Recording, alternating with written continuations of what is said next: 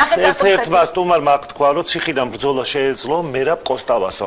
აი ამ პოლიტიკური ლიდერებიდან თუ ყოფილი თანამდებობის პირებიდან რომელიმე გეგულებათ მერაბ კოსტავასნაირი? არა, ეხლა რა შედარებაა ახლა. ბრძოლა იმას შეეძლო და ანუ ხომსაც შეუძლიათ ხო როგორ ვფიქრობთ? უხერხულია ხა თვითონ მერაბ კოსტავას რატო უნდა შეურაცხყოფა? მაგრამ მას შეეძლო ბრძოლა და მათ შეუძლიათ თქვენი აზრით? ყოველწილად რაღაცნაირად ვიღაცები იბრძოდნენ, ეხა ესე ვთქვათ, ხო, ყველა არ მინდა რომ ერთ წამში. აი მასშტაბით რა როგორც მერაბი იბრძოდა. უბრალოდ რაშია, იცით საქმე?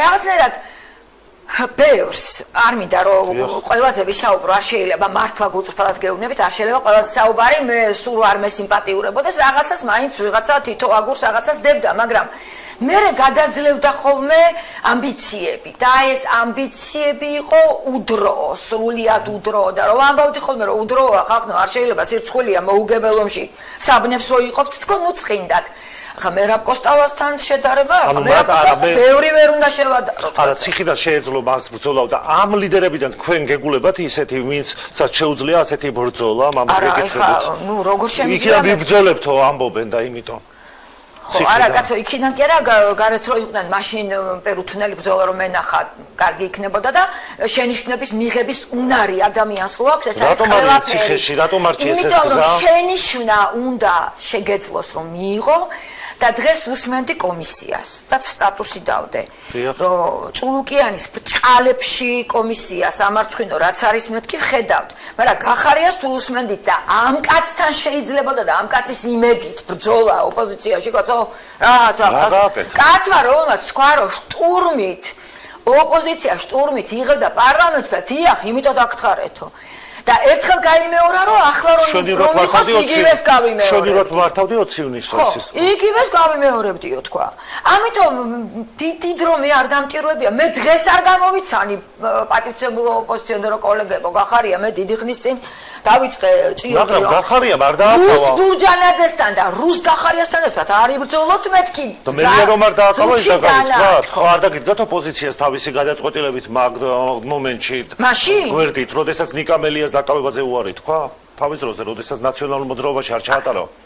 ეს არ იყო. აბა იყო. ეს იყო ადგილობრივი არჩევნებისთვის მელიას და გახარიას ალიანსი, რაც იყო დიდი შეცდომა და დღეს ყველა ანუ იმიტომ გადადგა რომ ალიანსი აპირებდა მელიასთან შესვლას.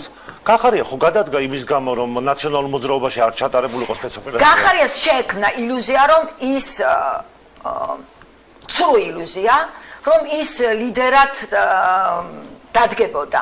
ლიდერად ვერასდროს ვერავინ ვერ დადგება საქართველოში, რომელმაც საკუთარ ხალხს დათხარა. ალიანსების შექმნა ნაციონალურ მოძრაობასთან ერთად საკრებულოებში ხო გახსოვთ თაკო თავის. ხო და მე გითხარით, ეს იყო მეთქი მელიას და გახარიას გადაწყვეტილება თქო.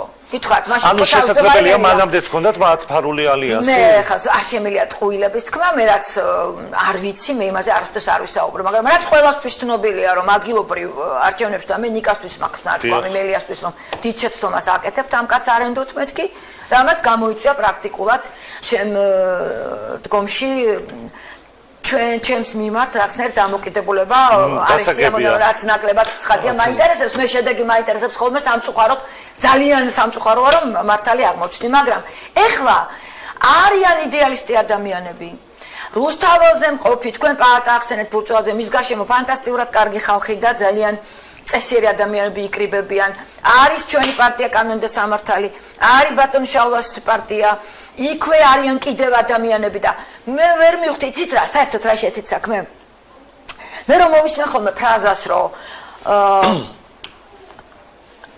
ხალხთან და ცოტა ზემოთ იქ ჩემთვის ნათელია ყველაფერი ხალხთან და ცოტა ზემოთ არა ხალხის მოსამსახურეთ ბატონებო და რატომ დაივიწყე ხალხის გვერდით მაგრამ არამც და არამც ზემოთ როგორც კი ეს თავში მოგივა რომ ხალხთან და ცოტა ზემოთ აი იქ მე უკვე ვთვლი რომ საშიში ბჭყალებში მოღვაწე ხარ და ესე აღმოჩნდა ამიტომ მე ვფიქრობ რომ რაღაცნაირად მცდარი სტრატეგია იყო, თუმცა არიან ადამიანები, რომელსაც გულწრფელი, კარგი და სწორი სტრატეგია აქვს. მე მახვილს რატო ვაკეთებ ახალგაზრდებზე? ვიცნობ და არა მხოლოდ ახალგაზრდები. არ არიან პაატას გვერდით მხოლოდ ახალგაზრდები, იცი? თაკო, რა მოხდა? მაგალითად არანორმალურად მივიჩნევ პაატას მიმართ ესეთ დამოკიდებულებას.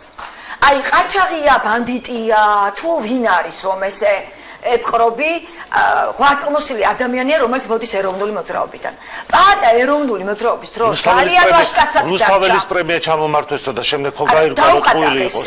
ანგარიშები ხო მე და რუსთაველის პრემიის ჩამორთმევა რაშუაში არის და იქვე მოვისმინეთ რომ ამ დრომდე იღებს ფონდ ქართუდან იმ კულტურის მოღვაწეებს, ვისაც ეხმარებოდა ფონდი ქართულ, კვლავ იღებს ბატონი ბურჯულაძეო და როგორ არის ეგ ამბავი? არ ვიცი, ვერ გეტყვით, მართლა არ ვიცი. მართლა ეხლა მე ქართულ თემას თქვენგან ვიგებ და დანარჩენი რაც შეეხება პაატას, ჩემთვის პაატა არის, მე არ ვიცნობ დღეს პაატას.